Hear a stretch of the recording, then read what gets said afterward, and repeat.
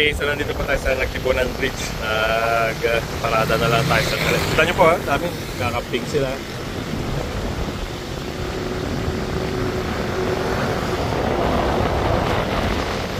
Ganda po ng ilog.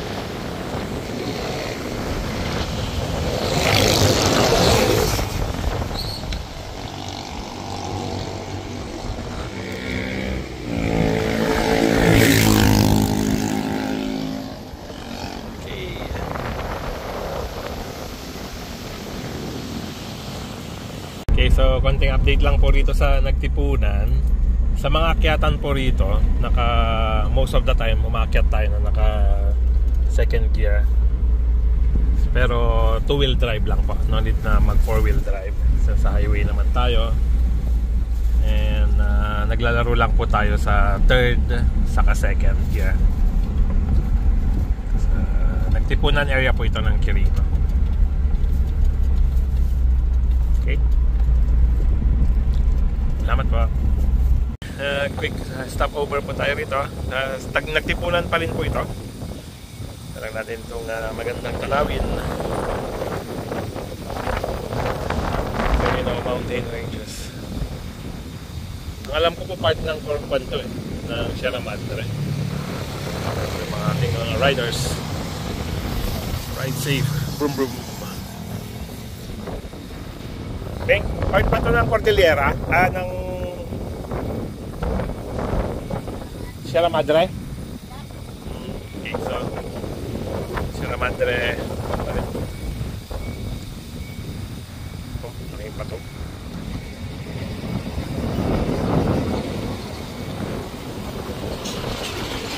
Okay. Let's see, tire check.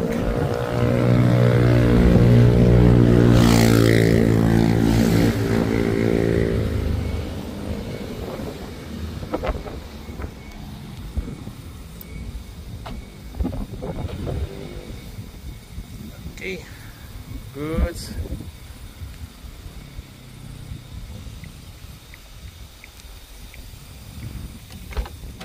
Okay, so 1 hour 58 minutes, 84 kilometers to Mareo. Naka 79.6 kilometers na po tayo. See? Okay. So ito po yung ginagawa noon unang punta namin dito. Going pa lang yung excavation. So naglagay na sila ng malaking waterway. Galing po sa taas yung tubig. Wina-wash out niya lagi. Okay.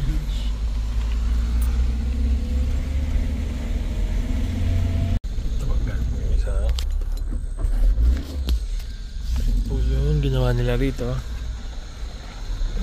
Sila ng bagong daanan doon.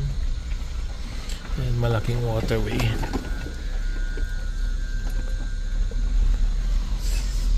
Nag-extend na sila dun sa kabila.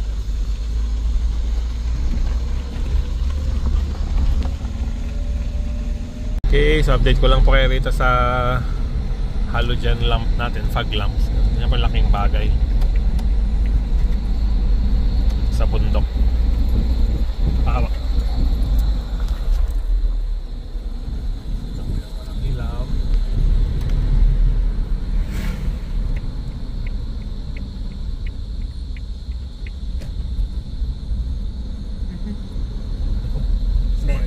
Sige, okay lang. Double lane. Dalawang maliit. Ano yan? Rough road. Front-wheel drive siya. And with ilaw, high, low.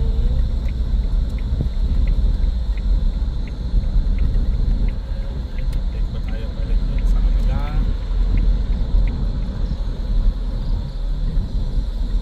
Okay, set up yung with ilaw.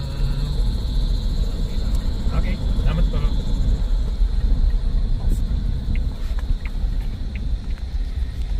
Okay, dito na po tayo sa Dinadjawan. And nag-stop over lang tayo dito sa bilihan ng mga isda po para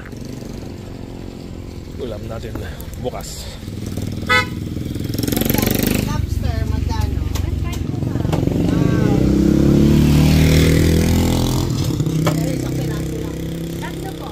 Ah, may talaba.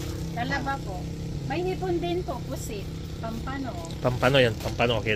Sige, papilitin kami ng Pusit, Ilan pong pampano ma? Magkano isang kilo? 380 po. hipon. Mahal naman. Di ba pwedeng ipantay na ng tuna?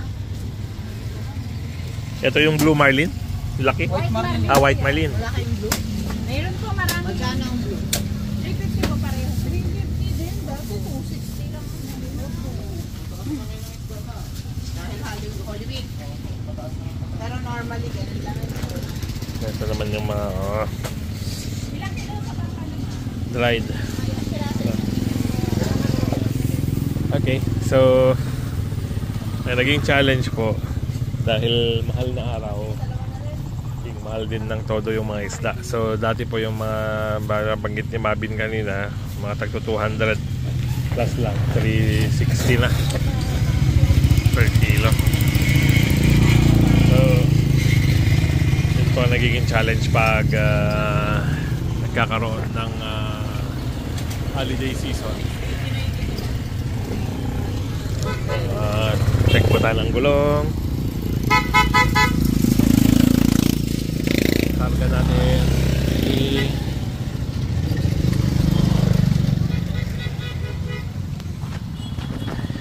Okay. So ang napansin ko lang po kanina sa bundok pag gamit natin itong stock, medyo mahina na po yung headlight niya. So magpalit na po tayo ng yung mga ilaw na parang mga Orion. Mag LED na po tayo. Pero pag ginagamit po natin itong fog light, parang sobrang lakas naman. Okay.